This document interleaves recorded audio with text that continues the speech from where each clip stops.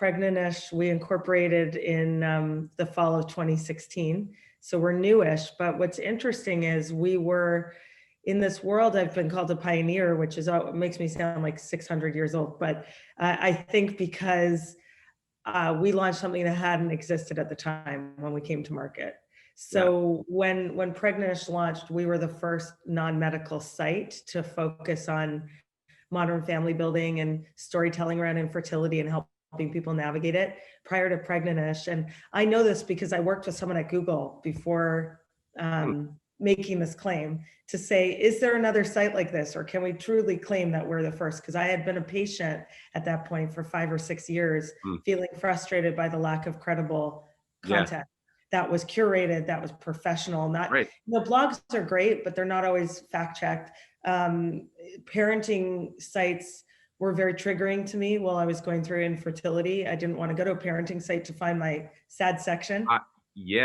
I imagine, And all parenting sites, I'm grateful they have an infertility vertical. By the same token, that can be hard for people. And then medical sites were doing content around this topic, but I knew infertility was way more than, so much more than a medical issue. And I've been a relationship author, expert, personality for my whole career, helping people navigate modern day relationships. And I felt like this is a chapter, modern family building, of relationships that was underserved and through like real professional curated content. So we launched Pregnantish and it just has been rapid fire since.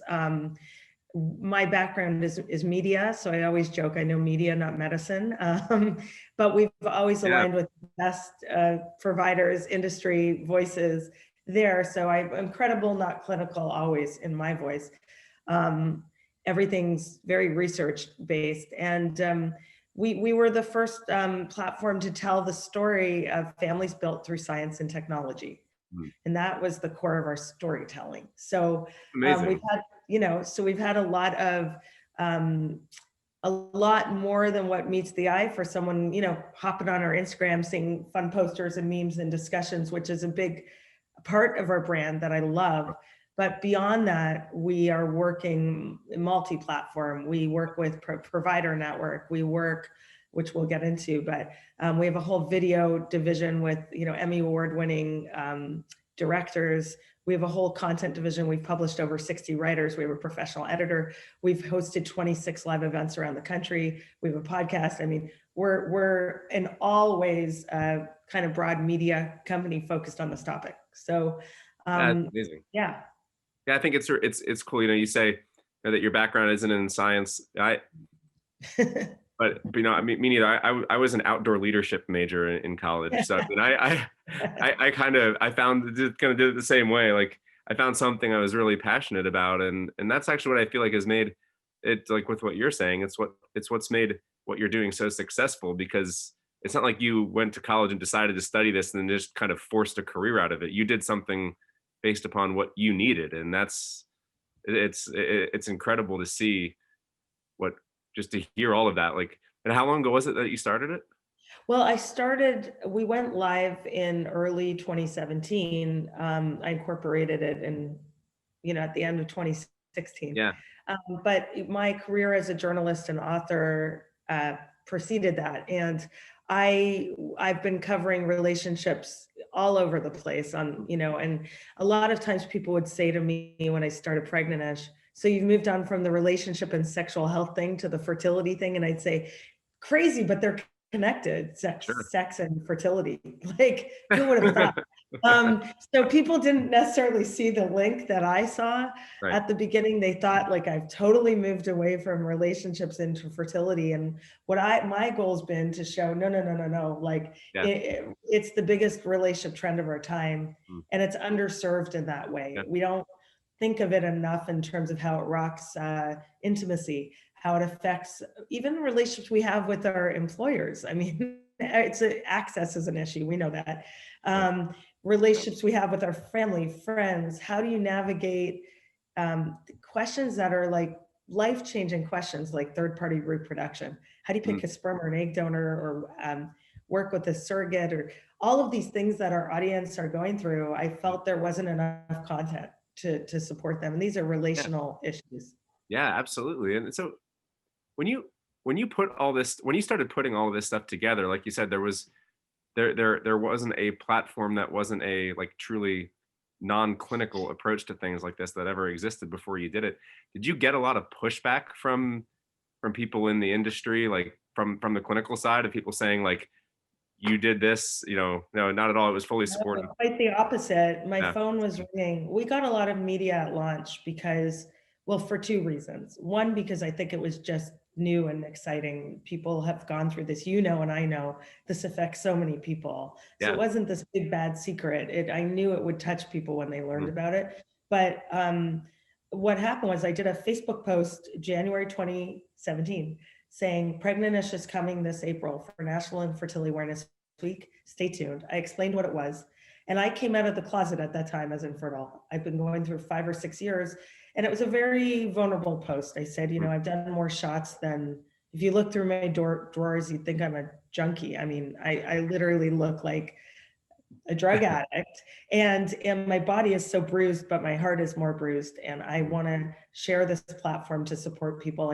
And the last line said, so don't judge a Facebook by its cover, because people had seen me on book tours and TV and all this. So I pressed send, I went to bed, and I woke up to media requests from Bravo, New York Magazine, Toronto Star, ABC News. I mean, I wasn't intending to launch when I shared that post. I thought it would be in April, but we Amazing. got immediate attention. And part of why we got immediate attention, was because we were new and there was nothing like it, literally. But the second reason we got it is because I've just been in the media for a long time. Hmm. So some of my Facebook friends are editors or producers who said, we should book you and let's talk about it. Industry read the media, called me right away. Like, what is this? Who is this? They knew part of my goal was patient advocacy and breaking the taboo of infertility and telling people it's okay to have, especially like me, I was diagnosed at 14 with endometriosis. It's not our fault. We need help. And industry was incredibly welcoming. Awesome. And it's been kind of go ever since. So we've expanded in ways we never imagined at that stage. Yeah. So I was gonna say this as like the introduction, but I think it's much better to hear it directly from you, because I think it's a cool story to hear why you chose the name Pregnantish. Yeah.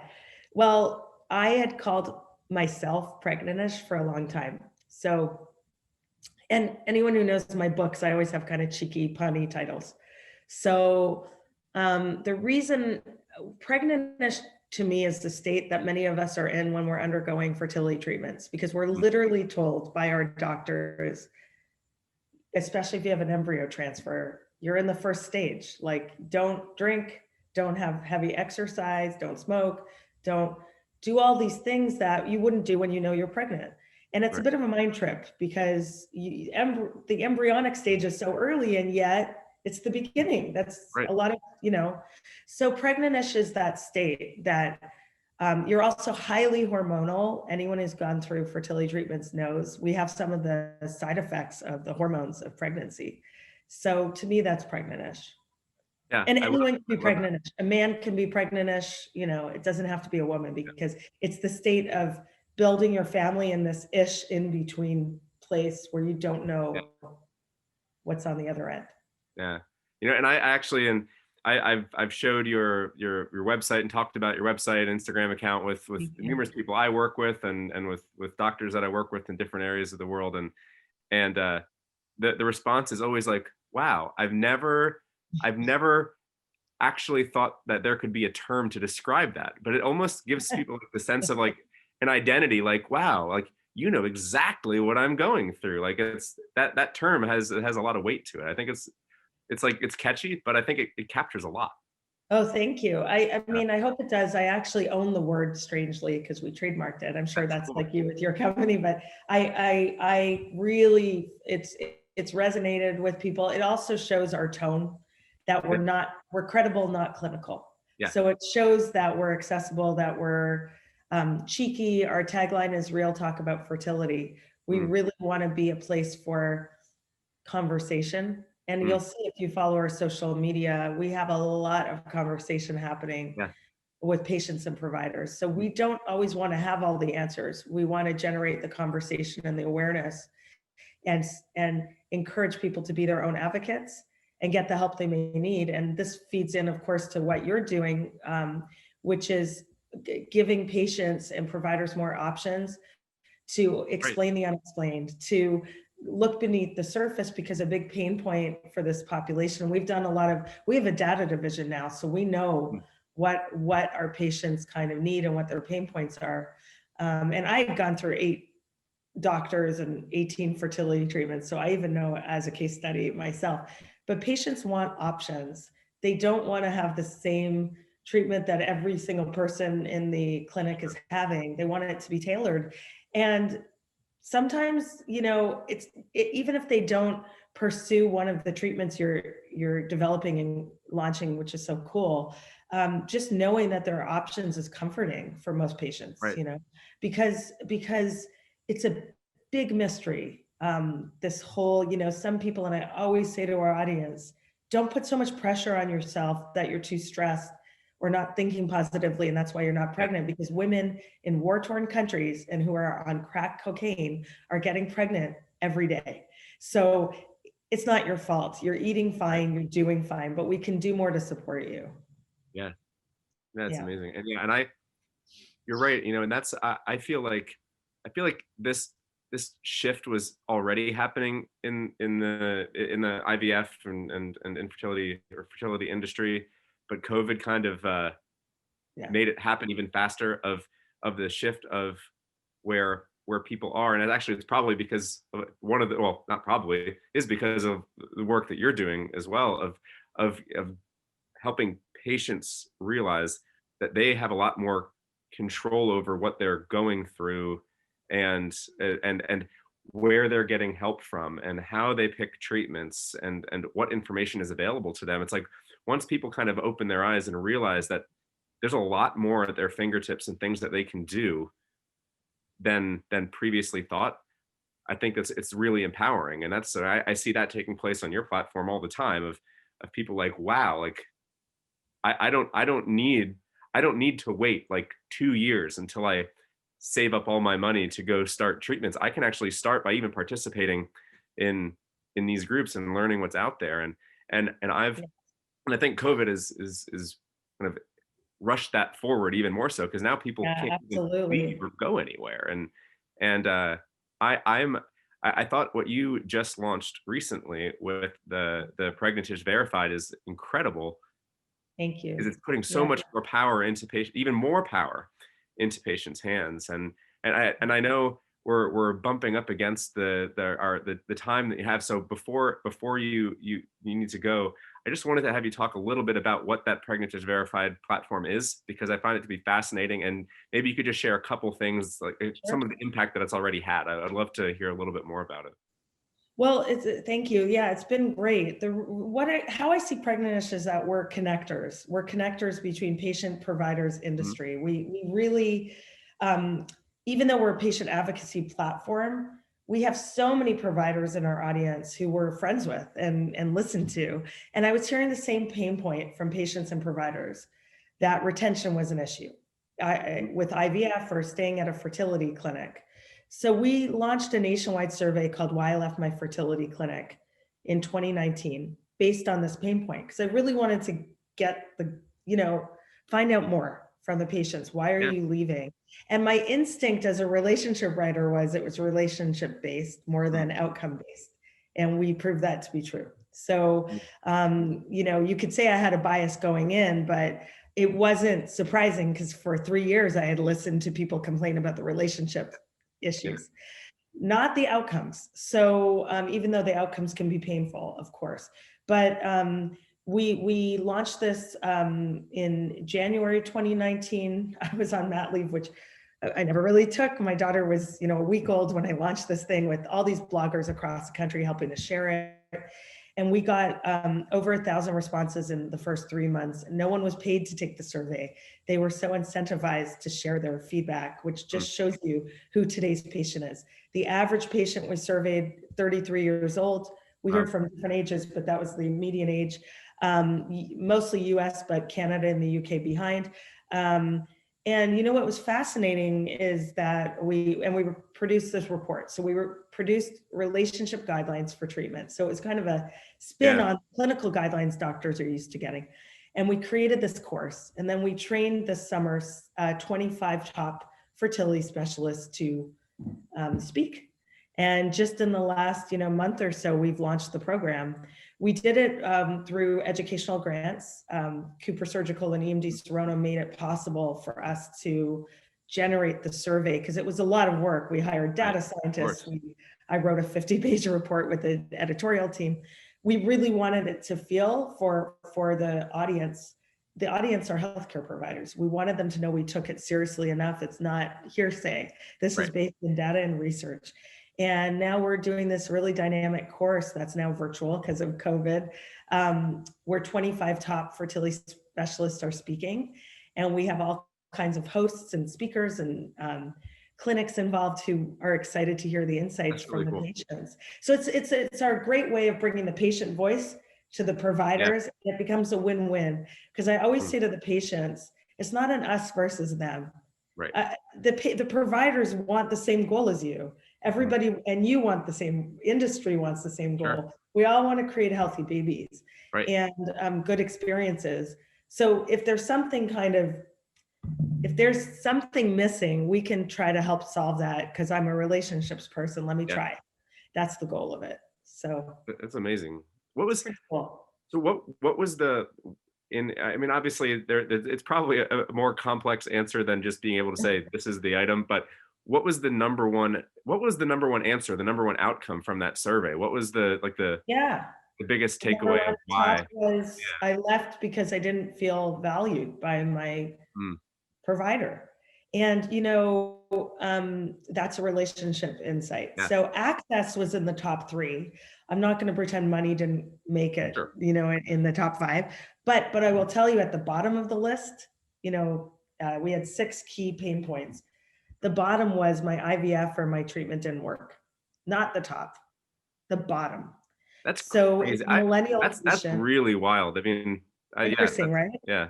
Like you said, you had a hunch going into it that it could be that, but that's to have it be at the bottom. That's really eye-opening, actually.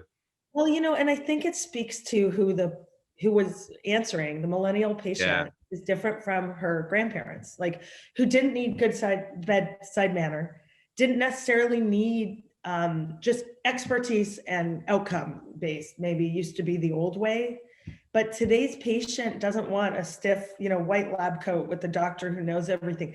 They want a partner in treatment. They want a competent doctor. They want results, but they want a partner. They're advocates. They're educated. This is a population highly motivated, highly educated, who wants to say to a doctor, have you thought of these 3 treatments? Can you try them on me? So what we find from industry, to answer your previous question, is industry's caught on that our patient population walks into their doctors asking for things. That's a different patient. That patient, pharmacies have advertised with us. 30 years ago, pharmacy would never think of a patient advocacy group for that.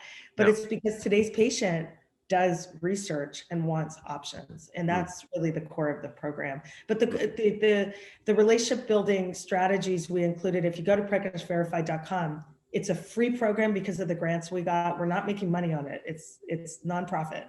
I am so eager for this to reach as many people as possible. People can download the guide, the results, see we just require their emails before we send it to them. But if they could sign up for the course for free, anyone who wants to take it. So it's just value add, to improve the industry, I hope. Amazing. And I'm really excited to have had the chance to talk with you. I loved everything that you're doing. Was a huge supporter of it. Now even more so. And I'm going to make sure, because what we're doing, we share this on our podcast and on social media content. And I really want to try to promote what you guys are doing.